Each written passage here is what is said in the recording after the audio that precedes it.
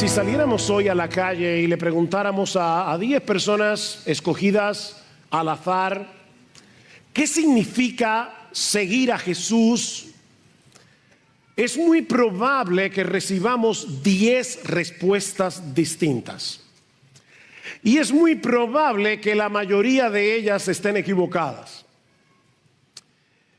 Algunas personas piensan que ser cristiano, ser un seguidor de Jesús es asistir a la iglesia los domingos, que ser un cristiano es llevar una vida moralmente aceptable, lo que llamaríamos en el día de hoy ser una buena persona.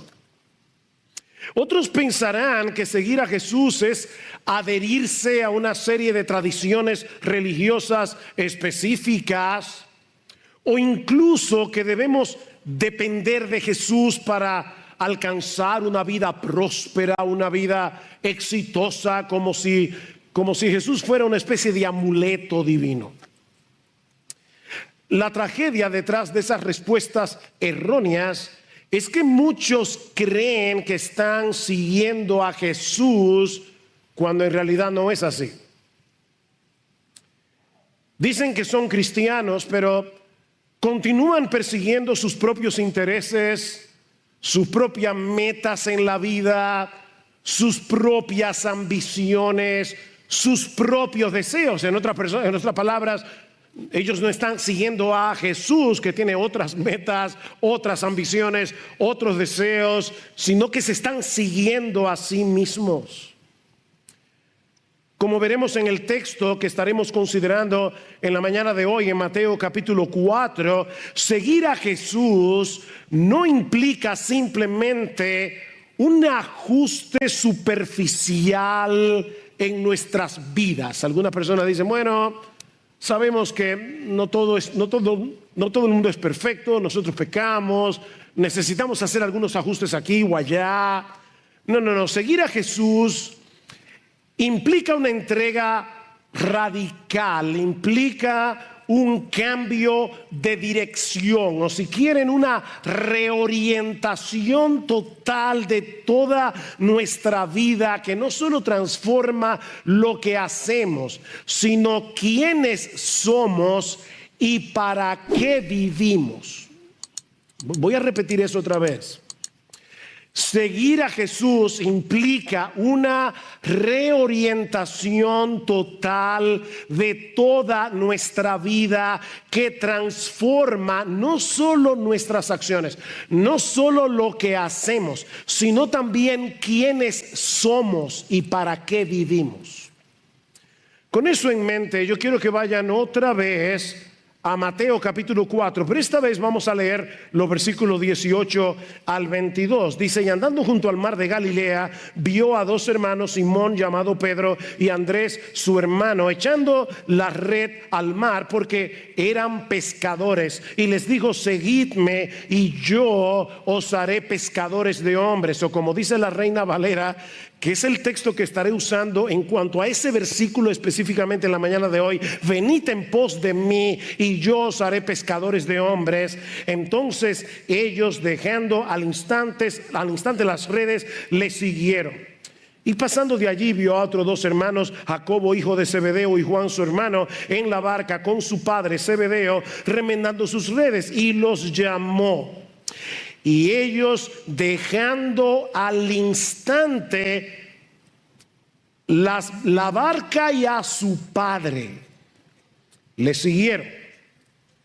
Con el mensaje de esta mañana estaremos concluyendo una serie que venimos ya predicando desde hace ya varios domingos y que hemos titulado ¿A qué vino Jesús? Hemos estado considerando una serie de textos en los evangelios en los que el mismo Jesús responde la pregunta. Hasta aquí hemos visto que Él vino a dar su vida en rescate por muchos, Marcos 10:45. Él vino a buscar y a salvar lo que se había perdido, Lucas 19:10. Él vino a llamar a pecadores al arrepentimiento. Él vino a traer luz a un mundo que se encuentra en tinieblas. Él vino a testificar de la verdad, como le dijo Jesús a Pilato en Juan 18:37. Y Él vino a cumplir las escrituras del Antiguo Testamento. Eso es básicamente lo que hemos estado viendo en esta serie. Ahora, ¿Qué debemos hacer ahora con toda esta información? ¿Qué vamos a hacer tú y yo ahora que sabemos a qué vino Jesús? Bueno, responder a su invitación en Mateo 4:19. Venid en pos de mí y yo os haré pescadores de hombres. Estas palabras de Jesús, que parecen tan sencillas, encapsulan tres aspectos fundamentales del discipulado cristiano. Mis hermanos, ¿cuál es la declaración de misión de nuestra iglesia? Es formar una comunidad de discípulos de Jesucristo que hacen discípulos, compartiendo la palabra unos con otros en el poder del Espíritu Santo. Esa misión, esa declaración de misión, no se la inventaron los pastores de Iglesia Bíblica del Señor Jesucristo. Es una declaración de misión que nosotros extrajimos de varios textos de las Escrituras, incluyendo Mateo 4:19. ¿Cuáles son los tres aspectos fundamentales del discipulado cristiano que se encuentran en Mateo 4:19? Bueno, en primer lugar es un llamado a seguir a Jesús. En segundo lugar es un llamado a ser transformado por Jesús. Y en tercer lugar es un llamado a abrazar la misión de Jesús. Sencillo, ¿verdad? Es un llamado a seguir a Jesús.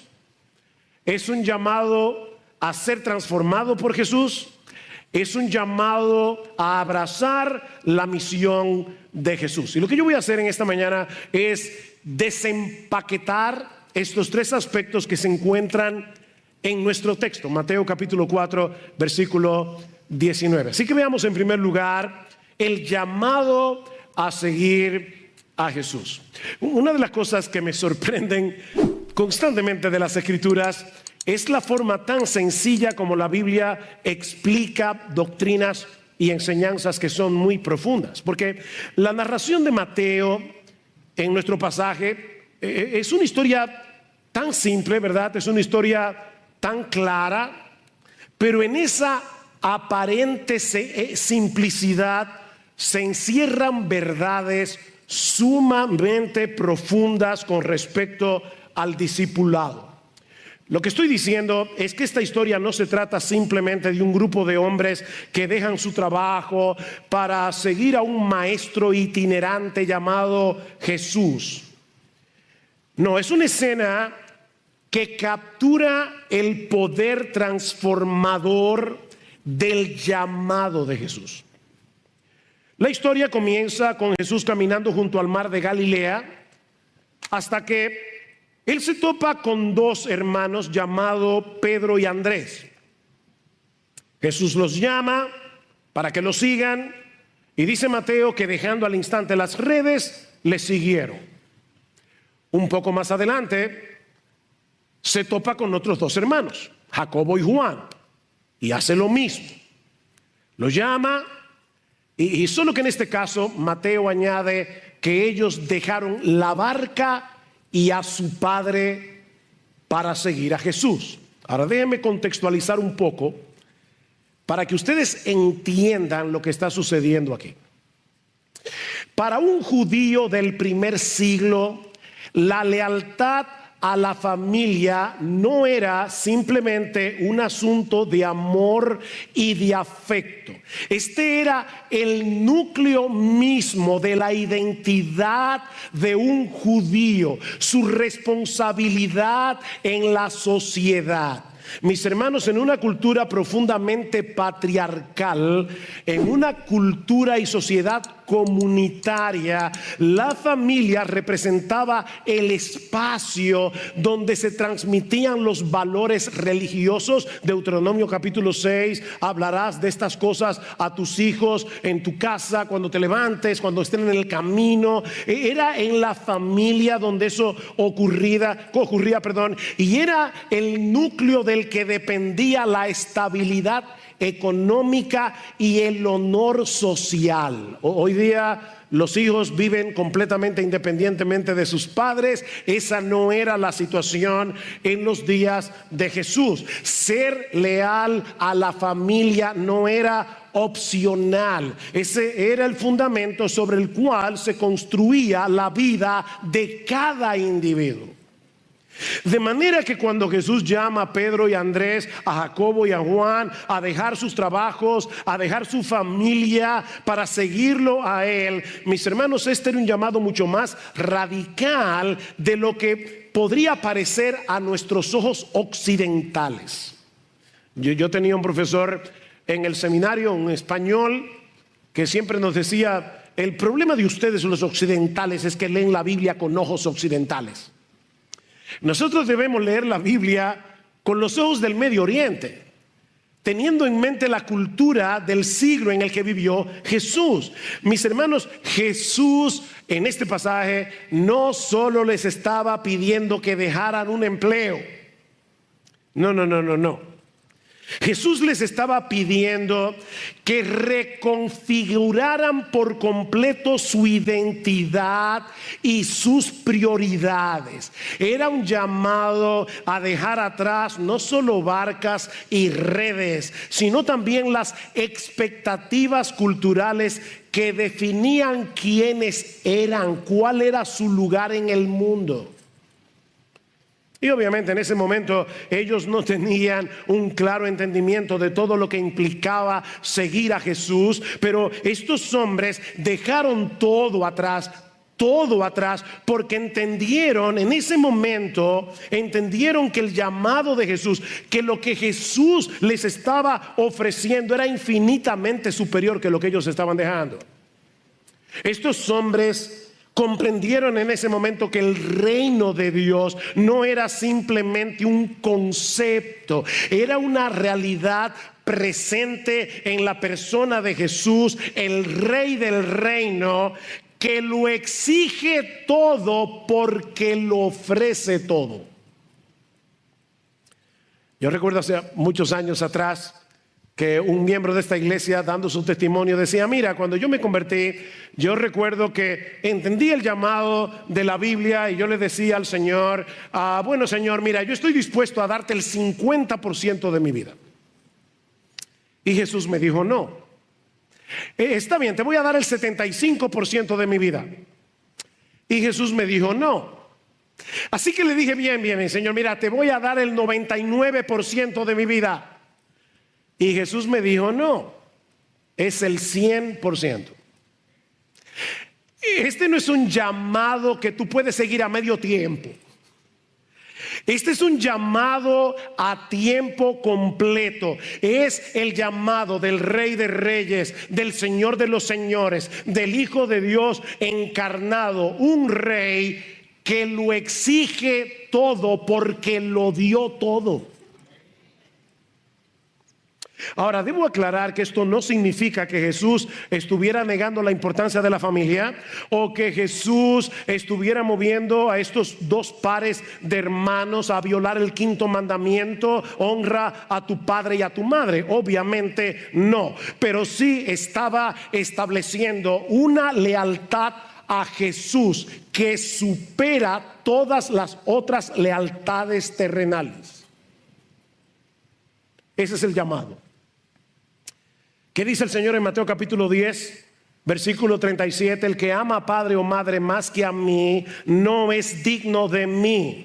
El que ama a hijo o a hija más que a mí no es digno de mí. Y el que no toma su cruz y sigue en pos de mí no es digno de mí. Lo que Jesús exige es que tú lo ames a Él, lo tengas a Él como una prioridad, que no solamente está por encima de tus padres, no solamente está por encima de tus hijos, está por encima de tu propia vida. El que no toma su cruz y sigue en pos de mí no es digno de mí. Es un rey que lo exige todo porque Él lo dio todo. Obedecer este llamado demandaba de estos hombres una fe extraordinaria. porque implicaba no solo transferir su lealtad completa a Jesús, someterse a su autoridad absoluta. Mis hermanos, estos hombres estaban renunciando a la estabilidad económica que les brindaba un negocio que, por cierto, estaba en su mejor momento. En el pasaje de Lucas que Miguel leyó hace un momento, que es probablemente el pasaje paralelo a Mateo 4, vemos esta misma historia, pero con otros detalles que le añaden un poco de color. ¿Ustedes recuerdan? Miguel acaba de leer Lucas. Pedro y sus compañeros habían estado trabajando toda la noche en el mar. No habían pescado ni una sardina. Así que estos hombres estaban exhaustos, lavando sus redes a la orilla del mar de Galilea, cuando se aparece Jesús. Y ahora esta es la información que Lucas nos da, que Mateo no nos da. Y primero le pide a Pedro: Pedro, permíteme usar tu barca como púlpito. Jesús se sube en la barca de Pedro, la aleja un poco porque había demasiada gente en la orilla, y Jesús comienza a enseñar la palabra de Dios. Termina la enseñanza y ahora Jesús le pide a Pedro que lleven la barca mar adentro para volver a pescar. Y yo me puedo imaginar a Pedro diciendo: zapatero a tu zapato. Mira, tú puedes ser muy sabio, pero tú eres un carpintero. Yo soy un pescador profesional. Nosotros nos hemos pasado la noche entera pescando, que era la hora más óptima para pescar. No hemos sacado nada y ahora tú me estás pidiendo que vuelva de nuevo al mar. Nosotros que estamos exhaustos. Mis hermanos, esta gente se había pasado la noche entera pescando y no habían sacado nada. Y ahora Jesús le dice: Pedro, confía en mí, boga mar adentro y vuelvan a echar las redes.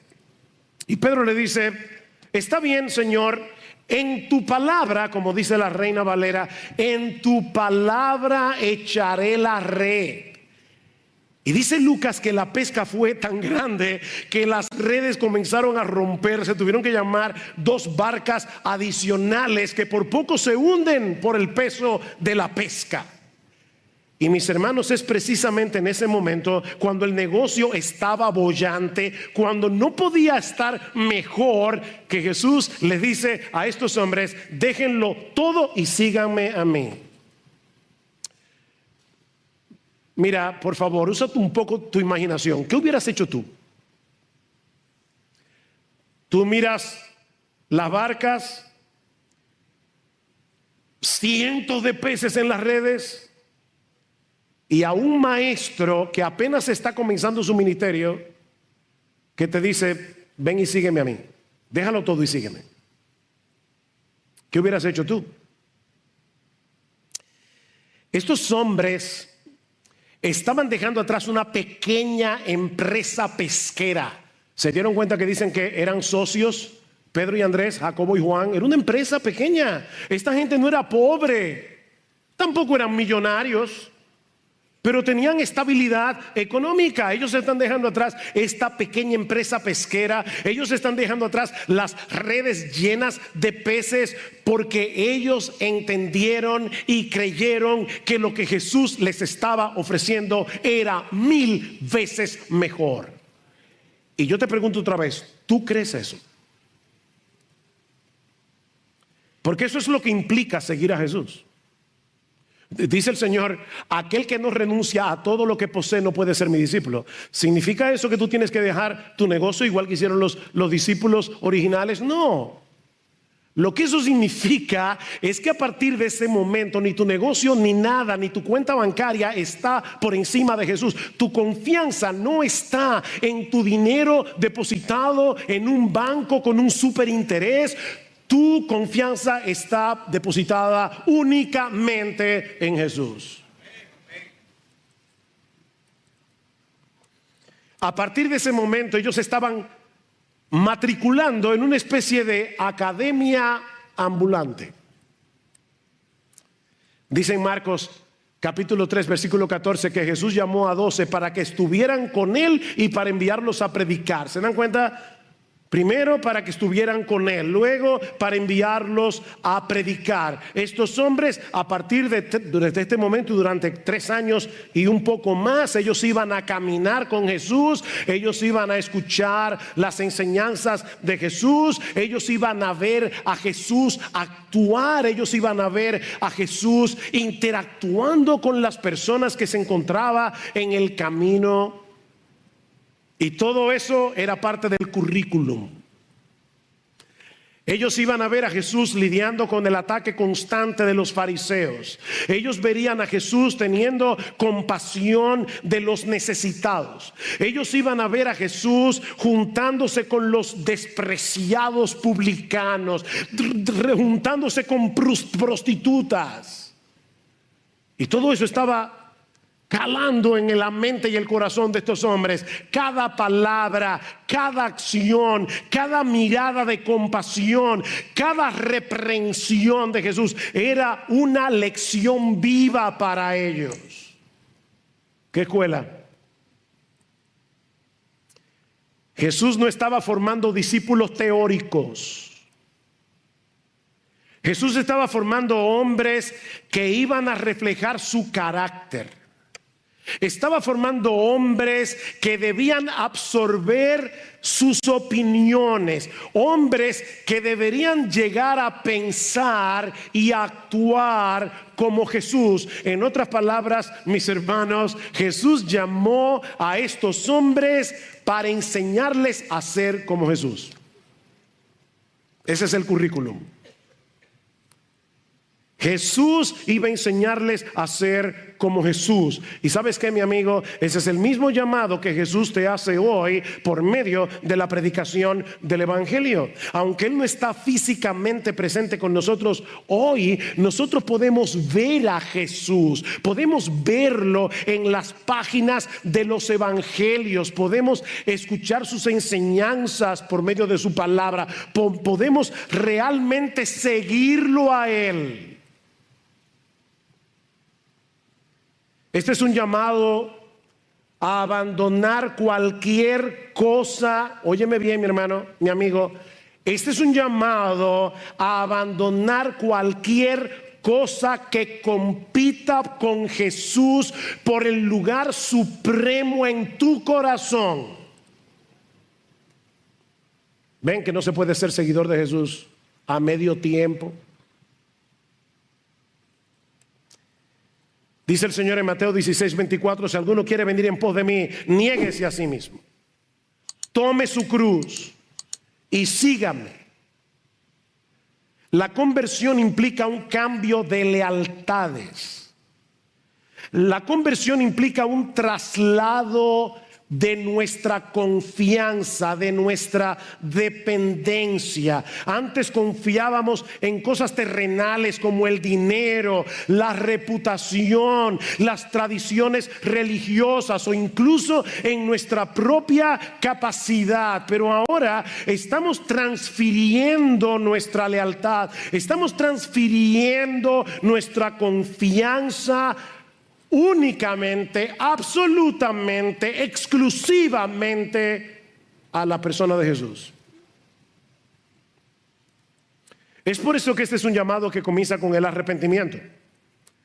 ¿Qué dicen en Mateo 4:17? Desde entonces comenzó Jesús a predicar, a decir: arrepentíos, porque el reino de los cielos se ha acercado. Y lo mismo vemos en la pesca milagrosa. ¿Recuerdan cuando Pedro estaba allí sacando las redes? Las redes se estaban rompiendo, llenas de peces, y de repente Pedro cae en la cuenta de lo que significa este milagro. Él dice: esta persona que está delante de mí no puede ser un mero hombre. Yo estoy delante de la presencia de Dios mismo. Y dice que Pedro se postra y dice: apártate de mí, Señor. Al principio le había dicho: maestro, toda la noche hemos estado pescando y no sacamos nada. Pero ahora de repente Pedro dice: si este hombre es capaz de mirar a lo profundo del mar y es capaz de llamar soberanamente a los peces para que se metan en las redes, este hombre también puede ver en lo profundo de mi propio corazón. Apártate de mí, Señor, yo soy un hombre pecador. Este camino del discipulado necesariamente comienza con el arrepentimiento.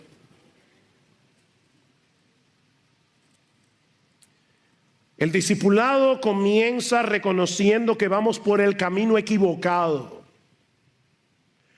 El discipulado comienza reconociendo que nosotros estamos viviendo para nuestro pequeño reino, haciendo nuestra voluntad, buscando nuestra propia gloria.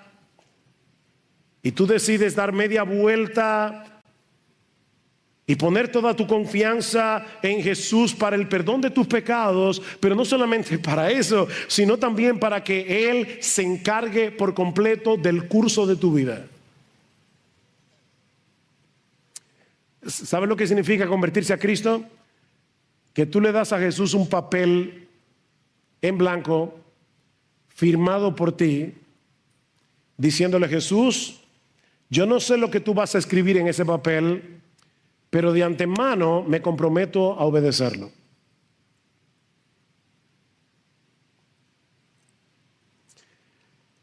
Los seguidores de Jesús van detrás de Jesús. Eso es obvio.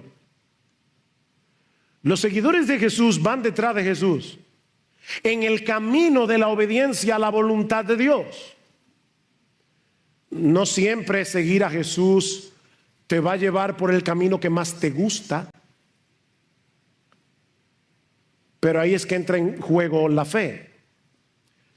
Señor, yo no entiendo por qué me estás llevando por este camino tan empinado. Yo no entiendo por qué me estás llevando por este camino tan doloroso. Yo no entiendo por qué me estás llevando por este camino tan peligroso. Pero ¿sabes qué, Señor?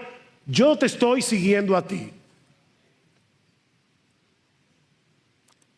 Por donde tú vayas iré, lo que tú me pidas haré. No porque confío en mis propias fuerzas, porque no confío en eso. Confío en la dependencia, en el poder del Espíritu Santo obrando en mí. Y no lo voy a hacer, Señor, para ganarme tu favor. Yo no te estoy diciendo: Señor, yo estoy dispuesto a seguirte para que tú me salves. No, mi amigo, óyeme bien. Tú no tienes que hacer eso para ganarte el favor de Jesús. Tú no tienes que obedecer la voluntad de Dios para ganarte el favor de nadie. Tú tienes que hacer eso, si eres cristiano, porque ya fuiste favorecido por Dios de pura gracia, gratuitamente. Pero ese es el llamado: ir detrás de Jesús. Es un llamado a la muerte del yo, para comenzar a vivir una nueva vida que es la vida de Cristo en mí. Con Cristo estoy juntamente crucificado, ya no vivo yo, mas vive Cristo en mí. Y lo que ahora vivo en la carne, es decir, en este cuerpo terrenal, lo vivo en la fe del Hijo de Dios, el cual me amó y se entregó a sí mismo por mí. Lucas 9:23 dice el Señor: y decía a todos, ven, no simplemente a una élite de super cristianos en la iglesia. No hay dos clases de discípulos, hay una sola clase de discípulos. Son aquellos que se han arrepentido de sus pecados y que confían únicamente en Jesús, siguen únicamente a Jesús. Y decía a todos: si alguno quiere venir en pos de mí, si alguno quiere venir, cualquiera, el que quiera venir en pos de mí, niéguese a sí mismo, tome su cruz cada día y sígame. ¿Y por qué ese énfasis en cada día?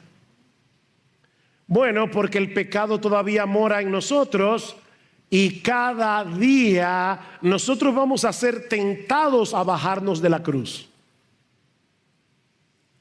Es cada día. Los discípulos de Jesús tienen una lucha a muerte todos los días. Una lucha a muerte contra patrones de pecados, una lucha a muerte contra ambiciones egoístas, una lucha a muerte incluso, escuchen esto, contra cosas buenas que están amenazando nuestra lealtad a Jesús. Porque si tú le estás dando a una cosa buena como tu esposa, tu familia, etcétera, si tú le estás dando tu lealtad a una cosa buena, pero por encima de tu lealtad a Jesús, eso se llama idolatría. Has convertido esa cosa buena en un ídolo. Y ahora yo te pregunto, honestamente, ¿tú estás siguiendo a Jesús? ¿Tú estás siguiendo a Jesús? ¿O todavía tú sigues creyendo que eres tu propio amo? ¿Que eres tu propio dueño? ¿Que eres tu propio Señor? Porque si es así, mi amigo, arrepiéntete y ven a Jesús. Arrepiéntete y ven a Jesús. Mi amigo, escucha con toda seriedad este llamado y obedécelo. Y obedécelo cuanto antes, porque es un llamado urgente.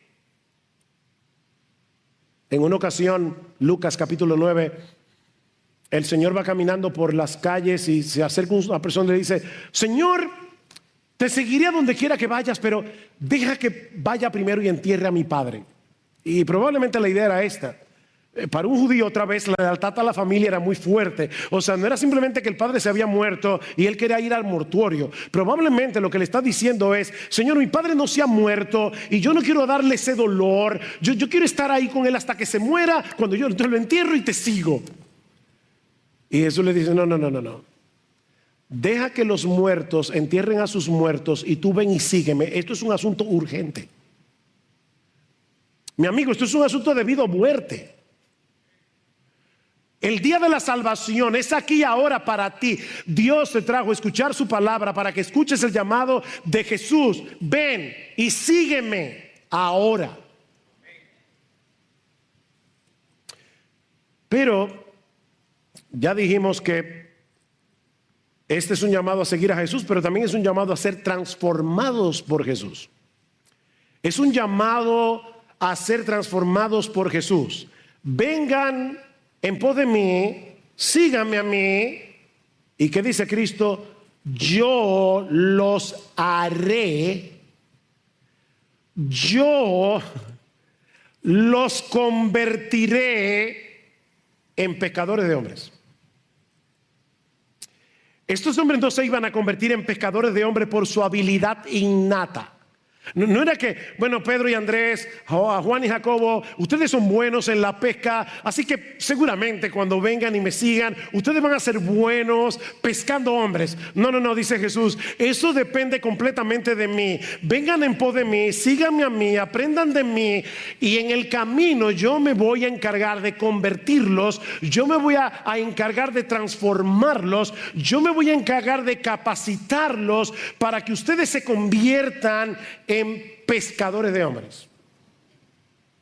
Esto no depende de vuestra propia inteligencia, esto no es por la fuerza de voluntad. No, Cristo mismo iba a transformarlos en instrumentos útiles para el reino de Dios. ¿No te alienta eso, mi hermano? Nosotros nos vemos tan débiles.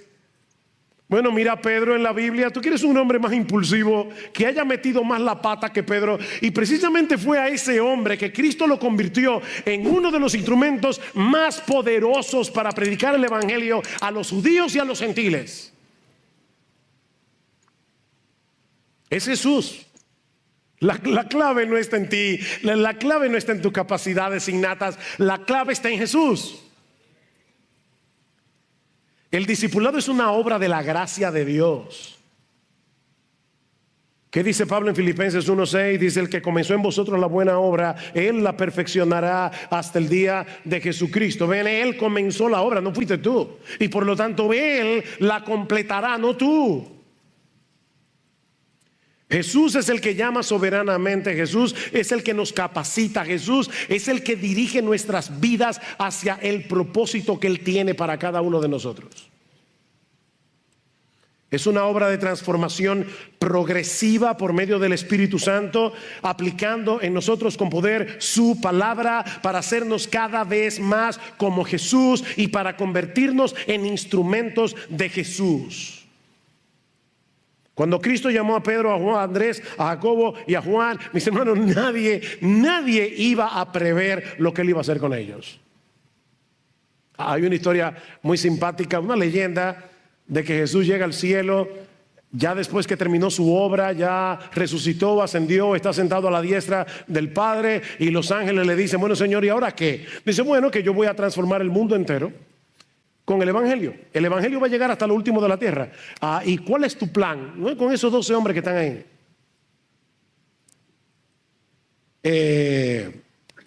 ¿Tú no tienes un plan B? O sea, espérate, déjame ir sintiendo. Con Pedro, el que te negó, con los otros que salieron corriendo en la resurrección, en la crucifixión, o sea, con esos que el día antes de tú ser arrestado estaban discutiendo entre ellos cuál iba a ser mayor en el reino de los cielos. O sea, de verdad, señores, con esos 12 hombres que tú vas a cambiar el mundo. Piénsenlo. No era precisamente un dream team. ¿Tú no tienes un plan B? No. Hay solo un plan A, y es el único. Jesús convertiría a esos 4 hombres comunes y corrientes en instrumentos poderosos para la propagación del Evangelio. Y todo comenzó cuando Cristo los llamó. Oigan, todo comienza con las palabras de Jesús. Las palabras de Jesús. Déjeme explicar teológicamente lo que yo quiero decir. Así como en la creación inicial Dios habló y el universo fue formado, aquí Jesús habla con autoridad: sígueme, y produce una nueva creación en la vida de sus discípulos. Eso fue lo que Jesús hizo en tu vida. 2 Corintios 5:17: si alguno está en Cristo, nueva criatura es. El texto dice literalmente: si alguno está en Cristo, nueva creación es. Es una nueva creación. Efesios 2:10: porque somos hechura suya, creados en Cristo Jesús para buenas obras, las cuales Él preparó de antemano para que anduviésemos en ellas. Es por eso que al final de la historia Jesús se llevará toda la gloria. Es Jesús. Lo que estoy diciendo, mis hermanos, es que Jesús no solo nos llama a vivir para un propósito, sino que nos recrea para que seamos capaces de cumplir el propósito.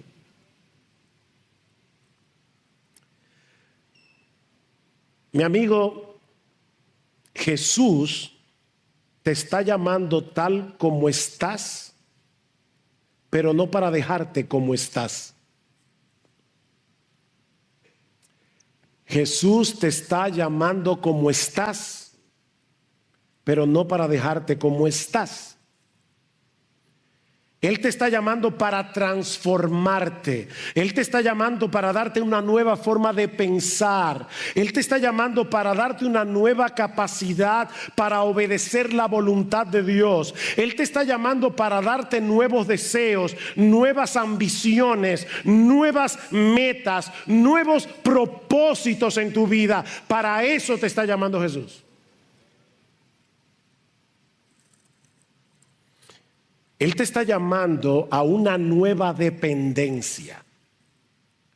O sea, en vez de tú seguir dependiendo de tus propias capacidades o en cualquier otra cosa, Él te está llamando para que desde ahora en adelante tú dependas de Él, para que Él te cambie, para que Él te dé la capacidad de obedecer, para que Él te capacite a servirle en su reino. ¿Qué dice el salmista? Encomienda al Señor tu camino y confía en Él, y Él hará.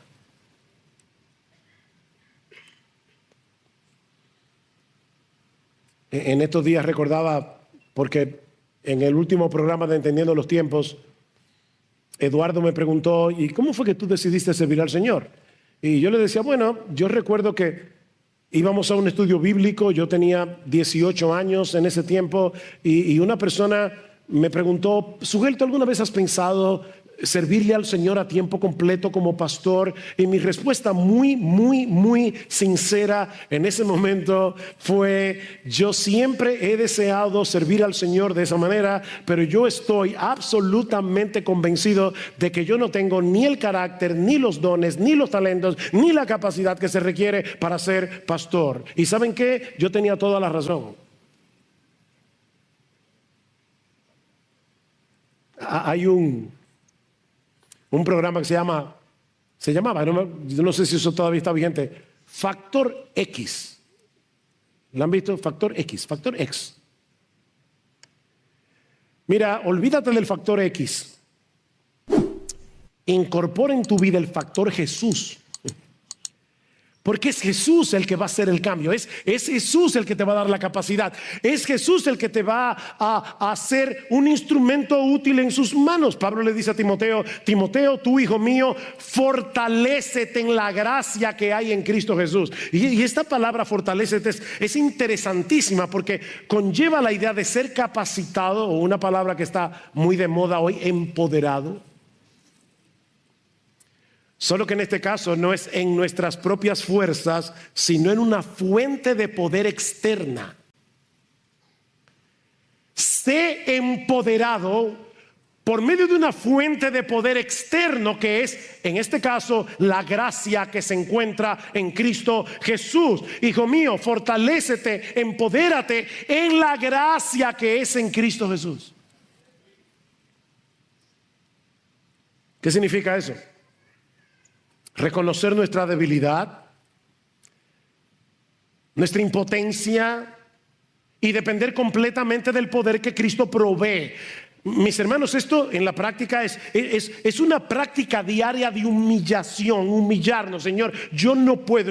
Es una práctica diaria de humillación, de orar, de buscar su presencia, de actuar en fe, confiando en que su gracia es suficiente para hacer lo que Él quiere que yo haga.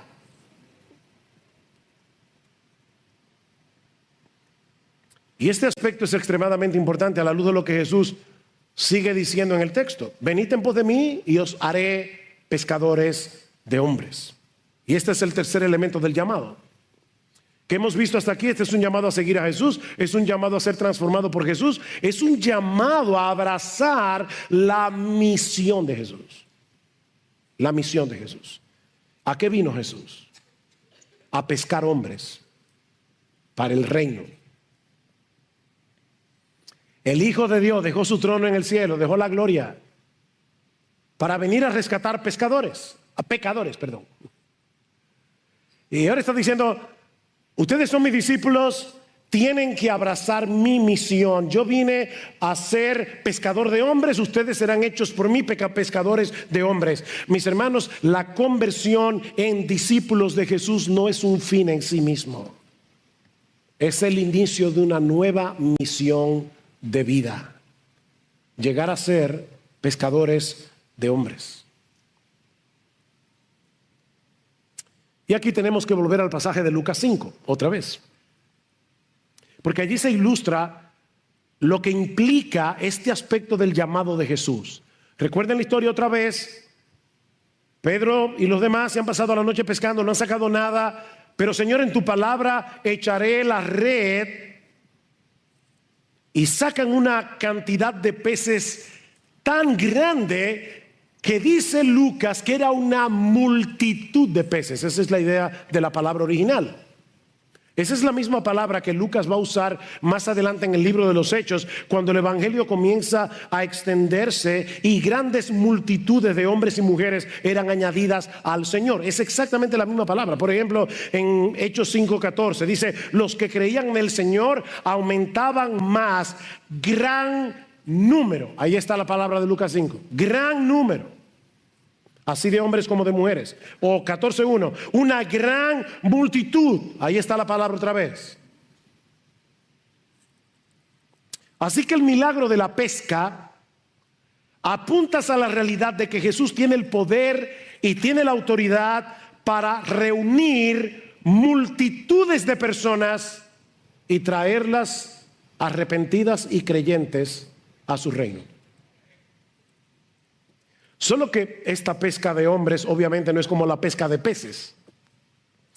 Los peces se atrapan para ser comidos, pero los hombres son capturados por el evangelio para ser salvados. Jesús no nos envía a pescar a la gente para explotarlas.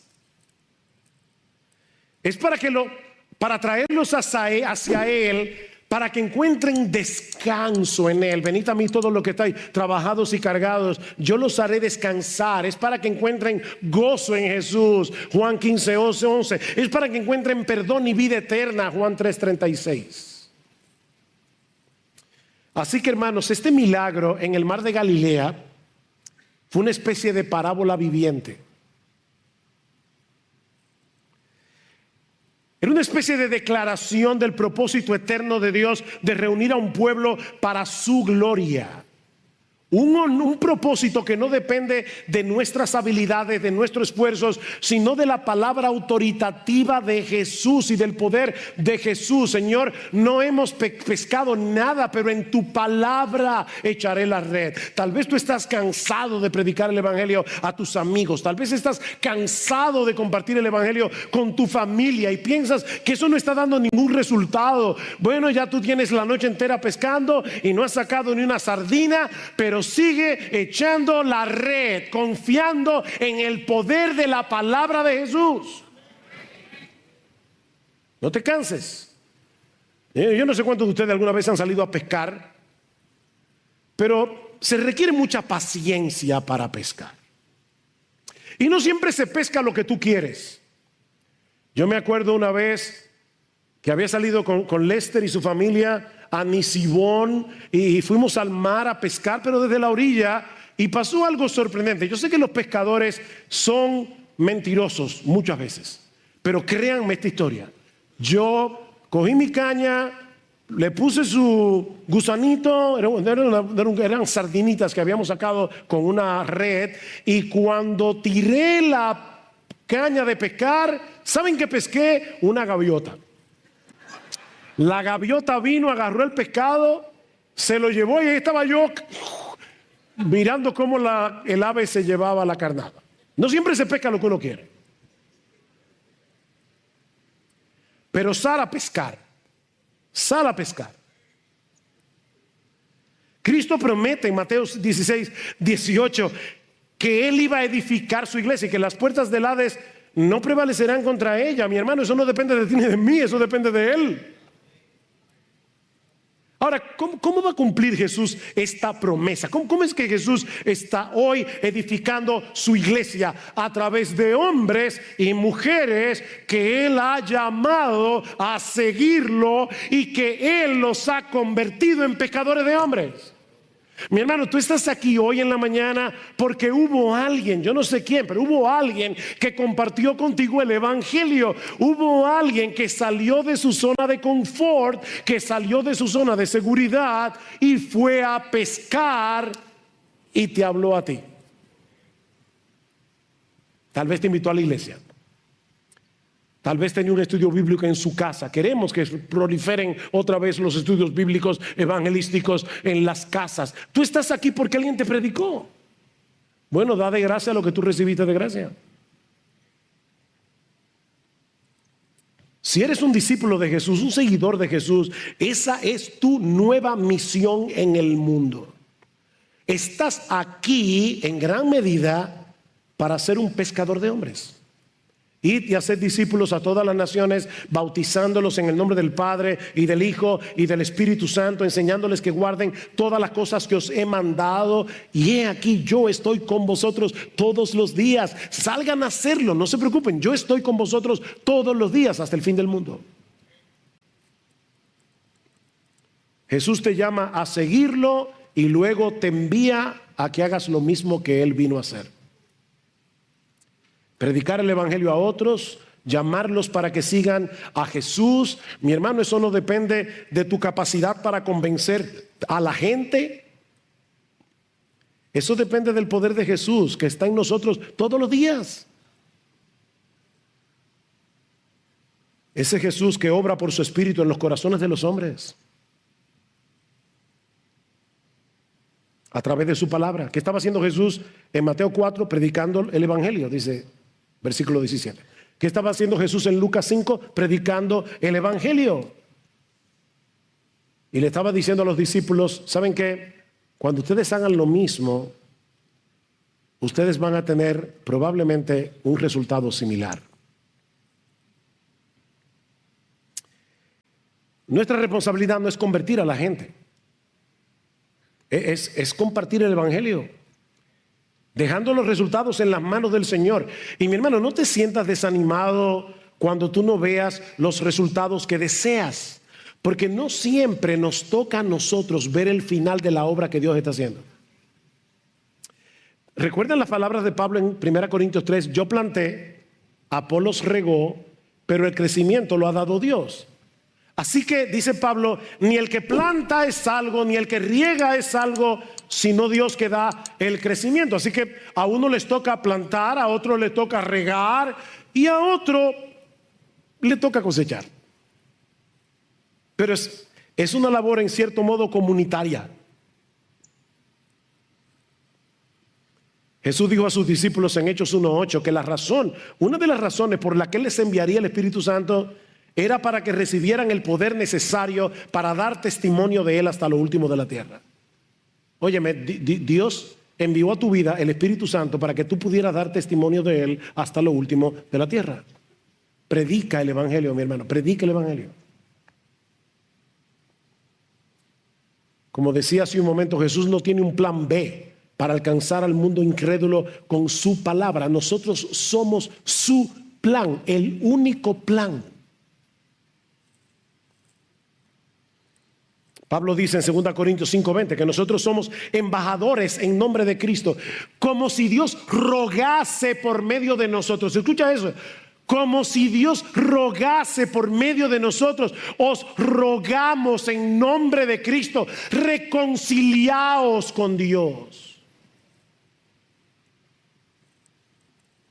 Comparte el Evangelio a tus familiares, comparte el Evangelio a tus amigos, comparte el Evangelio a tus compañeros de estudio, en el colegio, en la universidad. Pídele al Señor que te ayude a ver el mundo con los ojos de Jesús, como dice un antiguo himno. Hazme ver, Señor, al mundo como tú. Permíteme verlo con tus ojos. Permíteme ver la necesidad que tienen de ti. Y en oración dile a otros lo que hizo Jesús en la cruz para salvar a pecadores.